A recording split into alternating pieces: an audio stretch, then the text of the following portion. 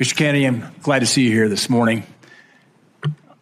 I listened to your opening remarks, and you mentioned that you want to make HHS the gold standard of science. I have found my engagements with you, both behind closed doors in my office, as well as listening to you publicly, to be very thoughtful and science-based. I applaud that. I thank you for that. And I realize this will likely be a very partisan vote on this committee and on the Senate floor. But let the record state there are 3 medical doctors on this side of the dais. I'm a chemical engineer. We believe in science. I'm thankful that you do too, and you made that comment in your opening remarks. What I want to do is, I'm not a scientist.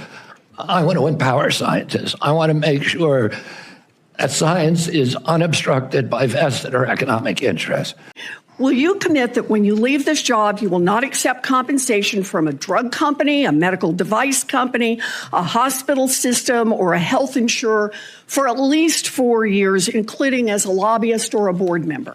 Can you just repeat the last part of the question? Can I commit You're to not going to take money from drug companies in any way, shape, or form. Who? Me? Yes, you. Oh.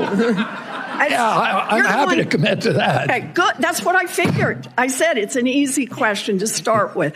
President Trump has asked me to end the chronic disease epidemic and make America healthy again. And I'm is that the only reason why you're at HHS? Is that the only reason why then you're at the HHS, to address that one issue? President Trump has asked me because I'm in a unique position to end that. And that is what I'm doing. And if we don't solve that problem, Senator, all of the other disputes we have about who's paying, and whether it's insurance companies, whether it's providers, whether it's HMOs, whether it's patients or families, all of those are moving deck chairs around on the Titanic. Our ship is sinking. Our 60% increase in Medicaid over the past 4 years is the biggest budget line now, and it's growing faster than any other. And no other nation in the world has what we have here. No other nation has a chronic disease. We have the highest chronic disease burden of any country in the world.